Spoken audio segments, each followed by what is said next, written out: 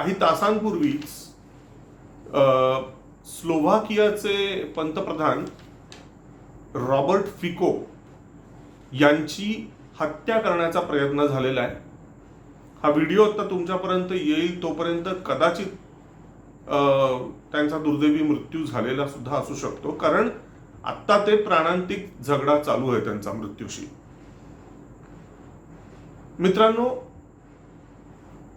व्हिडिओला सुरुवात करण्यापूर्वी एक नम्र विनंती, अजूनपर्यंत तुम्ही सेंटर स्पॉटला जर सबस्क्राईब केलेलं नसेल तर जरूर सबस्क्राईब करा, बेल आयकन दाबायला विसरू नका.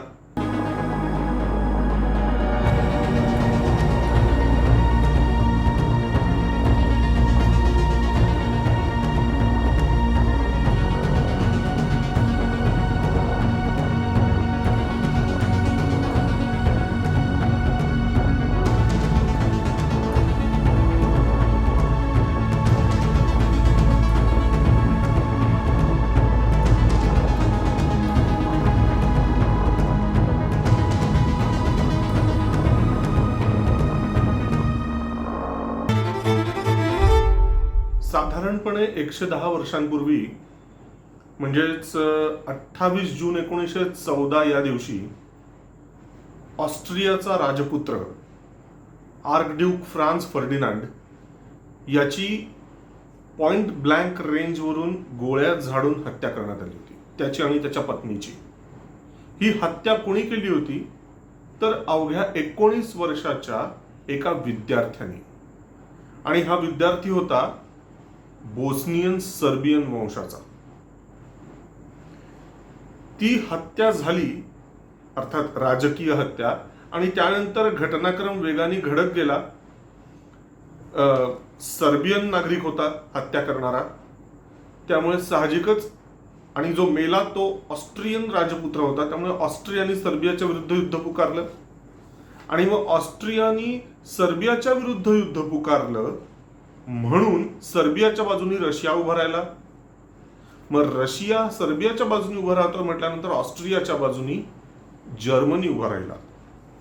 अशा पद्धतीने वेगाने युरोपमध्ये दोन तट पडले आणि बघता बघता त्या एका घटनेतून पहिलं विश्वयुद्ध हे आकाराला आलं. पहिल्या महायुद्धाची ठिणगी म्हणजे ती राजकीय हत्या, ऑस्ट्रियन राजपुत्राची म्हणजेच फ्रान्झ फर्डिनांडची हत्या. आज इतक्या वर्षानंतर जवळपास 110, म्हणजे आता आज सध्या मे महिना चालू आहे, जून महिन्यामध्ये 110 वर्ष पूर्ण होत आहेत त्या घटनेला. आज ही घटना आठवण्याचं कारण काय तर मित्रांनो, काही तासांपूर्वीच स्लोव्हाकियाचे पंतप्रधान रॉबर्ट फिको यांची हत्या करण्याचा प्रयत्न झालेला आहे. हा व्हिडिओ आता तुमच्यापर्यंत येईल तोपर्यंत कदाचित त्यांचा दुर्दैवी मृत्यू झालेला सुद्धा असू शकतो, कारण आत्ता ते प्राणांतिक झगडा चालू आहे त्यांचा मृत्यूशी. मित्रांनो, स्लोव्हाकिया या देशाचं स्थान फार महत्वाचं आहे. तुम्ही नकाशामध्ये जरूर बघा, तुम्हाला लक्षात येईल. स्लोव्हाकिया हा देश अत्यंत महत्वाचा आहे. केवळ भूगोलाच्या नकाशातच तो महत्वाचा नाही आहे, तर सध्या ज्या पद्धतीने जगात घडामोडी चालू आहेत त्यात तो अतिशय केंद्रस्थानी असं म्हणलं तरी वावगं ठरणार नाही. आज आपल्याला माहिती आहे, रशिया विरुद्ध युक्रेन हे युद्ध गेल्या 2 वर्षापासून चालू आहे. त्या युक्रेनचा शेजारी देश स्लोव्हाकिया आहे. युक्रेन हा स्लोव्हाकियाच्या पूर्व दिशेला आहे, म्हणजे युक्रेनच्या पश्चिम दिशेला चिकटून स्लोव्हाकिया आहे. या स्लोव्हाकियाच्या उत्तर दिशेला आहे पोलंड. पोलंडची सध्याची तुम्हाला भूमिका कदाचित माहीत असेल. युक्रेनचा तो खंदा समर्थक आहे, त्याहीपेक्षा तो नेटोचा खंदा समर्थक आहे. आणि त्याहीपेक्षा पुढे जाऊन असं म्हणायला पाहिजे की पोलंड हा अत्यंत उजव्या विचारांचा राष्ट्रवादी कडवा देशभक्त अशा पद्धतीचा नागरिक तिथे आहेत. आणि पोलंडची आणखीन एक ओळख म्हणजे तो कट्टर रशिया विरोधक आहे. याच पद्धतीने म्हणजे असा तो पोलंड आहे उत्तर दिशेला स्लोवाकियाच्या, मगाशी म्हणाल त्याप्रमाणे पूर्व दिशेला युक्रेन आहे, दक्षिणेला हंगरी हा देश आहे. आता यामध्ये आत्तापर्यंत आता युक्रेन जवळपास रशियाच्या ताब्यात गेल्यासारखा झालेला आहे. आता खार्किव कोणत्याही क्षणी पडेल अशी स्थिती आहे आजच्या घडीला, पण रशियाला कोणतीही घाई नाही. आपण त्याविषयी नंतर एखादा व्हिडिओ करू.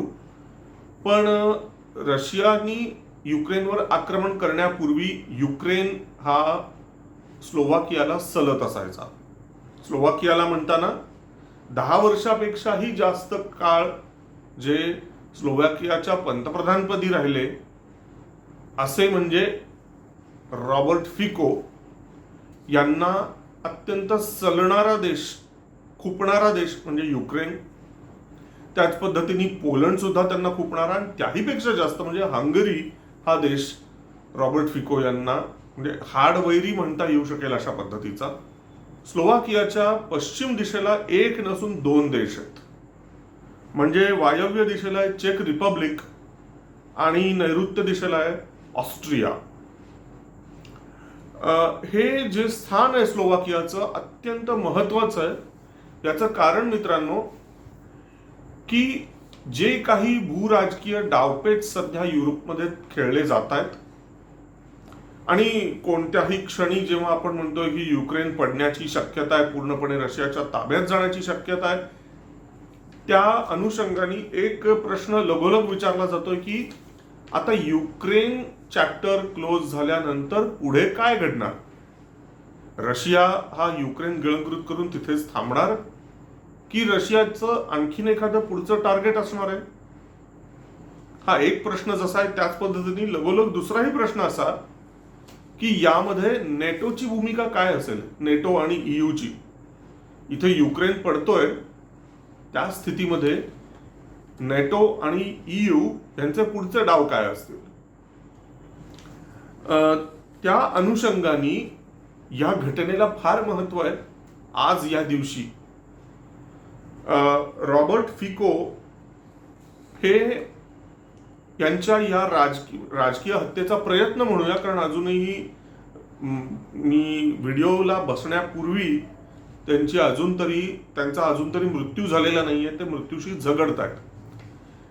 तर हा जो हत्येचा प्रयत्न झालेला आहे त्याचं टायमिंग फार महत्वाचं आहे. एक लक्षात घ्या, अजून 1 ते 2 दिवसामध्ये म्हणजे जवळपास 17 आणि 18 मे या 2 दिवशी रशियाचे अध्यक्ष व्लादिमीर पुतीन हे शी जिनपिंग यांची भेट घ्यायला चीनमध्ये चाललेले आहेत. आणि असं म्हटलं जातंय की त्यावेळेला नॉर्थ कोरियाचा किम जोंग उन हा एक हुकुमशहा आणि इराणचा राष्ट्राध्यक्ष अशा 2 महत्वाच्या शासकांना चीनमध्ये पाचारण करण्यात येणार आहे असं म्हटलं जातं. त्याच्यामुळे एक प्रकारचा ऍक्सिस ऑफ इव्हल ज्याला म्हणता येईल असे हे 4 भयंकर, आता यातले व्लादिमीर पुतीन यांना भयंकर म्हणून चालणार नाही, म्हणजे पाश्चात्य देशांच्या दृष्टीने भयंकर ते, पण भारताच्या दृष्टीने एक इष्टापत्ती ज्याला म्हणू शकतो आपण अशी जे घेऊन आले ते म्हणजे व्लादिमीर पुतीन. कारण रशिया युक्रेन युद्धाच्यामुळे आपल्याला तेल स्वस्तात मिळायला लागलं. तर ते काही का असे ना, हे 4 तथाकथित किंवा ज्याला हुकुमशहा म्हणता येईल अशा पद्धतीचे पाश्चात्य विरोधी अशा पद्धतीचे हे 4 देश, त्यांची एकत्रित बैठक 17-18 मेला होणार आहे असं दिसतंय. त्यातले मुख्य पार्टनर म्हणजे चीन आणि रशिया, आणि मग त्यांचे काय म्हणूया पंटर्स म्हणजे इराण आणि नॉर्थ कोरिया.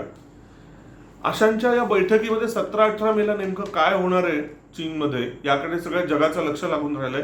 त्या पार्श्वभूमीवरती स्लोवाकियाच्या पंतप्रधानांचं, आणि ते सुद्धा असा हा कोणी हंगामी पंतप्रधान किंवा छोट्या कार्यकाळाचा पंतप्रधान नाहीये राहिलेला, तर पूर्वी जेव्हा चेकोस्लोवाकिया देश होता अशा तो एकत्रित देशामध्ये सुद्धा ते पॉलिटिशियन म्हणून, एक राजकीय नेता म्हणून निवडून आलेले ते नेते होते.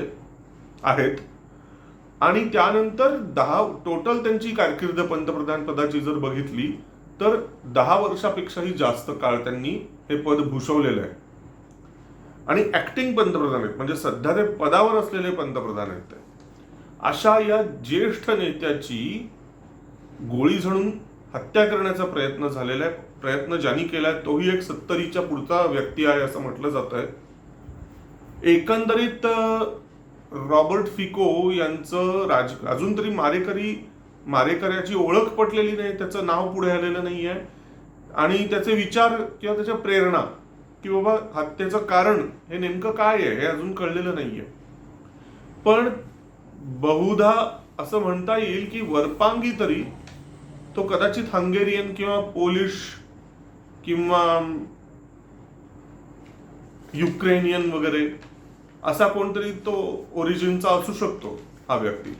पण त्याही पेक्षा म्हणजे हत्या करणाऱ्याचे, त्या मारेकऱ्याचे जे हात आहेत ते जरी हे अशा विशिष्ट शेजारी देशांपैकी जरी असले किंवा अगदी त्याच्या देशातलाच तो कदाचित जरी नागरिक असला तरी सुद्धा याच्या मागे नेमकी शक्ती कुणाची आहे?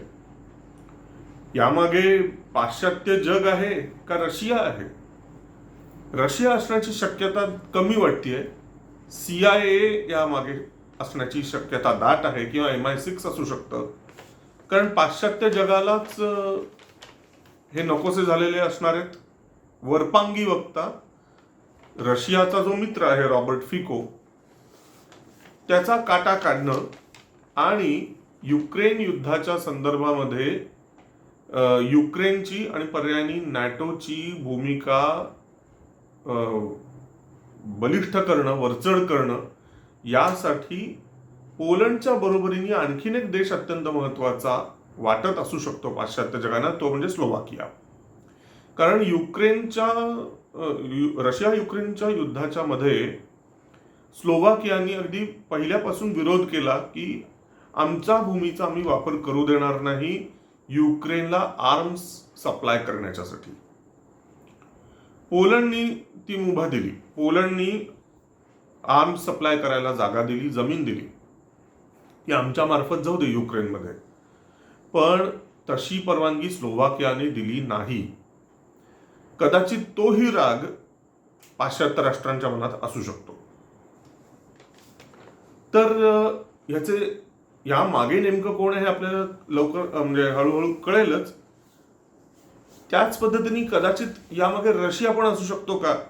वरपांगी आपल्याला म्हणजे अशी शक्यताच वाटणार नाही की बाबा हा तर रशियाचा मित्र आहे. मग व्लादिमीर पुतीन आणि रशियाची KGB, आज KGBचं नाव आता वेगळं आहे, पण एकंदरीत तो ढाचा आणि त्यांची कार्यपद्धती अजूनही तशीच आहे.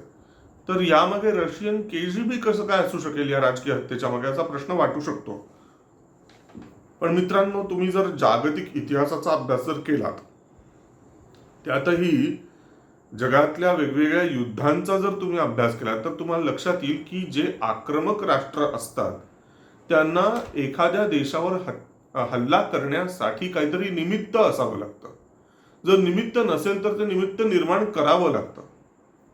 तर मित्रांनो, रशियाचा मित्र असलेला जो हा रॉबर्ट फिको आहे त्याची राजकीय हत्या पाश्चात्य राष्ट्रांच्या इशाऱ्यावर हुकूम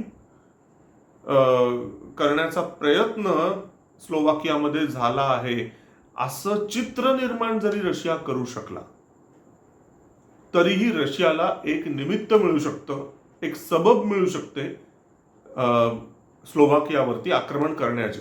आणि त्यासाठी रशिया त्याचे सोर्सेस आणि त्याचे वेगवेगळे कॉन्टॅक्ट्स, कनेक्शन्स वापरू शकतो. आणि अशा प्रकारचे वेगवेगळे कट कारस्थान, डावपेच जगाच्या इतिहासात खूपदा घडलेले आहेत. याचा ठपका पाश्चात्य देशांवरती येईल अशा पद्धतीचं हे कटकारस्थान असू शकतं. तर कालांतराने आपल्याला याच्या मागचं कारण नेमकं कळू शकेल की कोण होते. परंतु तत्पूर्वी मुळात आपण आता बघूयात की हा रॉबर्ट फिको कोण होता. याचं कारण मित्रांनो भारताच्या संदर्भामध्ये फार महत्वाचं आहे, ज्यासाठी मी हा व्हिडिओ बनवायला घेतला. खूप इंटरेस्टिंग आहे, पूर्ण हा व्हिडिओ ऐका. मी मगाशी म्हणालो त्या पद्धतीने 10 वर्षाहून जास्त काळ स्लोवाकियाचं नेतृत्व रॉबर्ट फिको यांनी केलं. 1964 सालचा त्यांचा जन्म आहे. हा मनुष्य मी मगाशी म्हणालो त्या पद्धतीने रशियाचा मित्र आहे, अमेरिकेचा शत्रू आहे, अर्थातच हा डाव्या विचारांचा आहे. रॉबर्ट फिकोनी जो राजकीय पक्ष निर्माण केला तो त्या पक्षाचा संस्थापक सुद्धा, त्या पक्षाचा अध्यक्ष सुद्धा आणि त्या पक्षाचा पंतप्रधान पदाचा उमेदवार सुद्धा, अशी तिहेरी भूमिका या व्यक्तीने वठवली. तर रॉबर्ट फिकोनी जो पक्ष स्थापन केला त्या पक्षाचं नाव आहे direction social democracy. Direction social democracy. Social democracy हे नाव वरपांगी आपल्याला जरी अगदी छान छान वाटत असलं तरी सोशल डेमोक्रॅट्स हे युरोपमध्ये नेहमी डाव्या विचाराचे राहिलेले आहेत. आतापर्यंत गेल्या 100 वर्षाचा जर तुम्ही अभ्यास नीट केलात युरोपच्या राजकारणाचा, तर सोशल डेमोक्रॅट्स ही संकल्पना किंवा हा शब्दसमूह जेव्हा येतो त्यावेळेला धरून चालायचं की हे लेफ्टिस्ट असतात.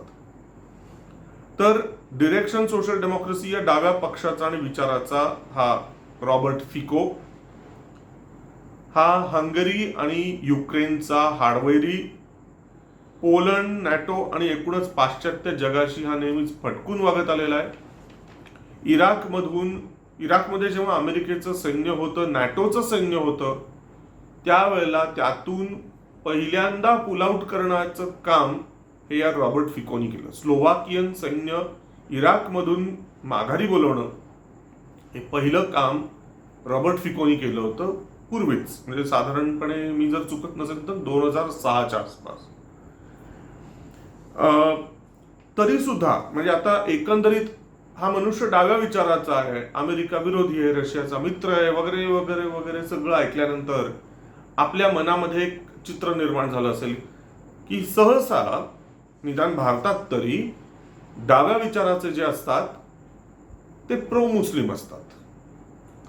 डाव्या विचाराचे लोक हे अँटी इस्रायल, अँटी ज्यूइश असतात आणि प्रो मुस्लिम, प्रो पॅलेस्टाईन वगैरे वगैरे वगैरे असतात.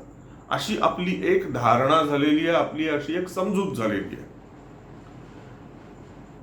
आपल्या भारतामध्येच नाही तर जगभरात अनेक ठिकाणी पॅलेस्टाईन समर्थकांचे खूप मोठ्या प्रमाणात आंदोलनं चालू आहेत आणि त्यात जर त्या व्यक्ती, अशा आंदोलनांमध्ये सामील असलेल्या व्यक्ती जर का मुस्लिम नसतील तर ते शक्यतो त्या देशातल्या डाव्या विचाराचे असतात. हे आपण बघतोच आहोत. आपल्या देशात उदाहरण आहेत, अमेरिका आणि युरोपमध्ये सध्या हे आंदोलनं चालू आहेत. पण या आपल्या समजुतीला छेद देणारा अशा डाव्या विचाराचा एक वेगळ्याच प्रकारचा हा नेता आहे रॉबर्ट फिको. आपल्या लक्षात घ्यायला पाहिजे, अत्यंत महत्वाची त्याची ही भूमिका आहे, स्पष्ट, स्वच्छ, शुद्ध भूमिका आहे की इमिग्रेशन आणि मुस्लिम प्रश्नावरती त्याची मतं काय आहेत. उजव्या विचाराच्या नेत्यांना, भारतातल्या किंवा जगातल्या सुद्धा उजव्या विचाराच्या नेत्यांच्या तोंडात बोटं घालावी लागतील त्यांना. अशा प्रकारचा हा डावा नेता असून सुद्धा त्याचे मुस्लिम प्रश्न आणि इमिग्रेशनच्या संदर्भातली त्याची मतं आहेत. एक अत्यंत महत्वाचा इन्सिडन्स होता की काही वर्षांपूर्वी युरोपियन कमिशननी एक योजना आखली होती. काय योजना होती ती युरोपियन कमिशनची? की मध्य पूर्व आणि आफ्रिकेतून येणारे रेफ्युजी आणि इकॉनॉमिक मायग्रंट्स हे ईयूच्या सदस्य देशांमध्ये, म्हणजे युरोपियन युनियनच्या सदस्य देशांमध्ये एका विशिष्ट पद्धतीने वाटले जावे, डिस्ट्रीब्यूट केले जावेत, अशा प्रकारची ती योजना होती. युरोपियन कमिशननी ही योजना तर आखली, पण त्यावरती स्लोवाकियाचा पंतप्रधान म्हणून स्लोवाकियाची अधिकृत भूमिका रॉबर्ट फिकोनी काय मांडली? युरोपियन कमिशनचं ती योजना त्यांनी केराच्या टोपलीत टाकली, त्यांनी ती स्वीकारली नाही आणि त्यावर त्याचे उद्गार आहेत, फार महत्वाचे ते उद्गार त्याचे. फिको म्हणाला होता जोपर्यंत, आणि 2015 सालची गोष्ट आहे, जोपर्यंत मी स्लोवाकियाचा पंतप्रधान आहे तोवर रेफ्युजी वाटपाची सक्तीची कोटा योजना स्लोवाक भूमीवर मी राबवू देणार नाही. स्पष्ट भूमिका त्यांनी घेतलेली होती. स्वच्छ आणि अगदी कसलाही आडपडदा, कसलाही मुलाहिजा न ठेवता घेतलेली निखळ भूमिका. पुन्हा एकदा सांगतो मी त्याचं वाक्य, 2015 सालचं आहे, फिकोचे शब्द आहेत. जोपर्यंत मी स्लोवाकियाचा पंतप्रधान आहे तोवर रेफ्युजी वाटपाची सक्तीची कोटा योजना स्लोवाक भूमीवर मी राबवू देणार नाही. एक डावा नेता आहे, डाव्या विचारांचा नेता आहे, पण अगदी स्पष्टपणे ठणकावून त्यांनी हे सांगितलं. आणखीन एक उदाहरण आहे. रेफ्युजी समस्या आणि मुस्लिम प्रश्न यांच्या परस्परांशी असलेल्या गहिऱ्या संबंधाबाबत फिकोची मतं अगदी स्वच्छ होती. त्याचं मत अगदी स्पष्ट होतं की रेफ्युजी समस्या आणि मुस्लिम प्रश्न या एकाच नाण्याच्या दोन बाजू आहेत. इतकी स्वच्छ, क्रिस्टल क्लिअर भूमिका, क्रिस्टल क्लिअर विचार. त्याचे शब्द आहेत, 2016 सालचे त्याचे शब्द आहेत. मायग्रंट्स आणि रेफ्युजींच्या सोबत हजारो दहशतवादी आणि इस्लामिक स्टेटचे योद्धे युरोपमध्ये येत आहेत, घुसत आहेत. ही त्याला जाणीव होती. अरे वा वा वा, छान छान, त्यांना आपण रेशन कार्ड देऊ, त्यांना आपण आधार कार्ड देऊ, म्हणजे आपल्याला मतं मिळतील. असला बुळचट, बोटचेपा विचार आणि स्वार्थी विचार, स्वतःचा देश बुडवा विचार, राष्ट्रद्रोही विचार हा फिकोच्या मनाला सुद्धा शिवलेला नाहीये, हे याच्यातून लक्षात येतं. तो राष्ट्रहिताच्या दृष्टीने प्रेरित झालेला नेता आहे, भले तो डावा असला तरी. आणि ही आश्चर्याची गोष्ट आहे, निदान भारतात तरी अशा पद्धतीचे डाव्या विचाराचे नेते सापडत नाहीत. कोणे एकेकाळी डॉक्टर पांडुरंग खानखोजे होऊन गेले, कोणे एकेकाळी एक भगतसिंग होऊन गेला, कोणे एकेकाळी एक नेताजी सुभाषचंद्र बोस होऊन गेले. भले हे तिघही डाव्या विचाराचे असतील तरीही ते सच्चे राष्ट्रवादी होते, सच्चे देशभक्त होते, भारताच्या, भारत मातेच्या हिताचा विचार करणारे हे तिघे होते. पण गेल्या 70-80 वर्षामध्ये जर तुम्ही बघितलं तर राष्ट्रहिताचा विचार करणारे डाव्या विचाराचे भारतीय लोक अभावानेच बघायला मिळतात. ही वस्तुस्थिती आहे जी नाकारून चालणार नाही.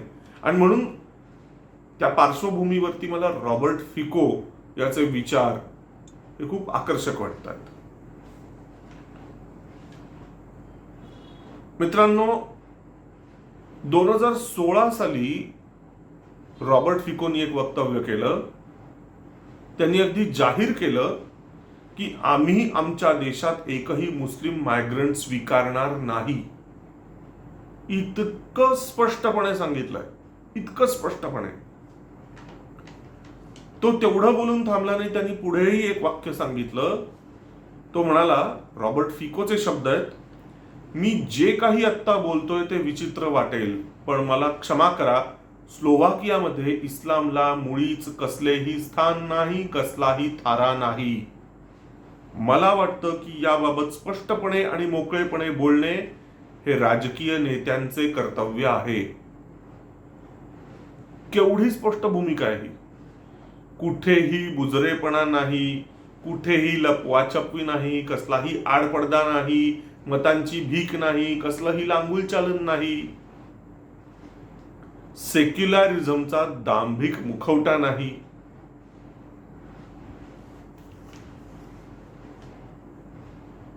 पुढे जाऊन त्यांनी एक वाक्य ह्याला जोडूनच त्याचं आणखीन एक वाक्य आहे. फिको म्हणतो, माझी अशी बिलकुल इच्छा नाही की स्लोवाकियात हजारो लाखो मुस्लिम प्रस्थापित व्हावेत. डायरेक्ट म्हटलेलं आहे, डायरेक्ट, थेट. अमेरिकेचा विरोधक, प्रसंगी इस्रायलचा सुद्धा काही अंशी विरोधक, रशियाचा मित्र आणि डाव्या विचारांचा असलेला हा रॉबर्ट फिको हा कडवा मुस्लिम विरोधी आणि इस्लाम विरोधी आहे, ही एक आश्चर्याची गोष्ट आहे. अत्यंत काय म्हणूया व्यवच्छेदक आणि नजरेत भरणारी अशा पद्धतीची ही गोष्ट आहे. जगावेगळी गोष्ट आहे. भारतातल्या डाव्या विचाराच्या धोरणांनी यातून धडा घ्यायला हवा, बोध घ्यायला हवा, प्रेरणा घ्यायला हवी. भारतातल्या डाव्या मंडळींनी फिकोचा आदर्श समोर ठेवायला पाहिजे. कशा संदर्भात? तर रोहिंग्या मुस्लिमांना, हे रोहिंग्या कुठले? म्यानमार मधले, म्हणजे ब्रह्मदेशातले, जे घुसतायत इल्लीगली भारतामध्ये, सध्या सुद्धा घुसतायत आणि गेल्या अनेक वर्षांपासून घुसतच आहेत. आणि म्हणून भारतातल्या डाव्या मंडळींनी, म्हणजे कम्युनिस्टांनी, सोशालिस्टांनी फिकोचा आदर्श डोळ्यासमोर ठेवून रोहिंग्या मुस्लिमांना विरोध करायला पाहिजे. अवैध घुसखोरी करणाऱ्या बांगलादेशींना सुद्धा विरोध करायला पाहिजे.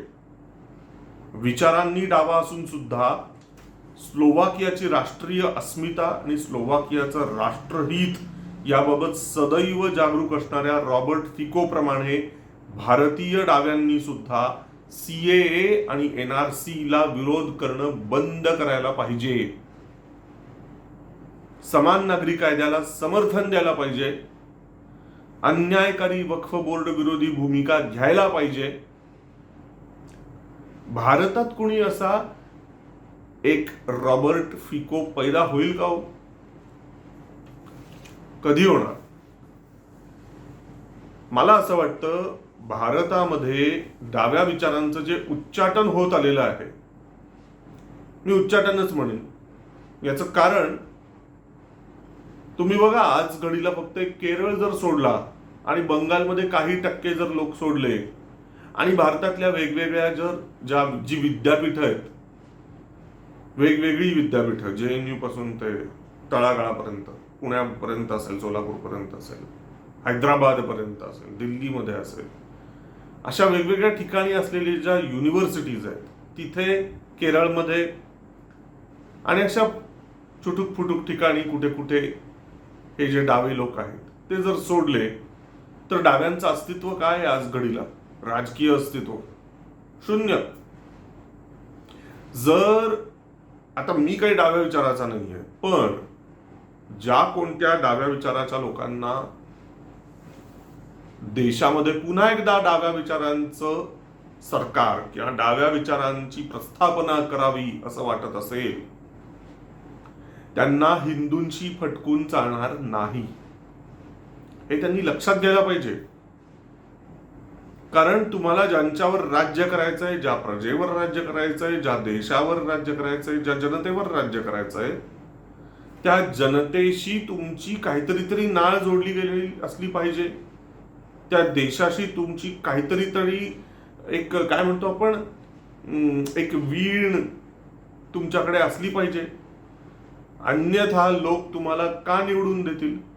तुम्हाला जर असं वाटत असेल की केवळ आणि केवळ आपण काहीतरी बेरीज वजाबाकी भागाकार गुणाकार केला म्हणजे आपण सत्तेत येतो, असं जर वाटत असेल, किंवा कुठले कुठले इक्वेशन, वेगवेगळ्या जातींचे इक्वेशन्स लावले, खोटे रेशन कार्ड आणि आधार कार्ड दिली की मग आपण सत्तेत येऊ शकतो, असं जर तुम्हाला वाटत असेल तर मित्रांनो, अशी दिवास्वप्न बघणं बंद करा. एकेकाळी अशी दिवास्वप्न काँग्रेसनी पण पाहिली, कम्युनिस्टांनी पाहिली, सोशलिस्टांनी पाहिली, समाजवादी पार्टी म्हणजे सोशलिस्टच, या सगळ्यांनी अशी दिवास्वप्न पाहिली. म्हणून त्यांनी रेशन कार्ड वाटप केली अवैध घुसखोरांना. परिणाम काय झाला? जे घुसले त्या सगळ्यांनी काही या रेशन कार्ड वाटप करणाऱ्या नेत्यांना मतदान केलं नाहीये.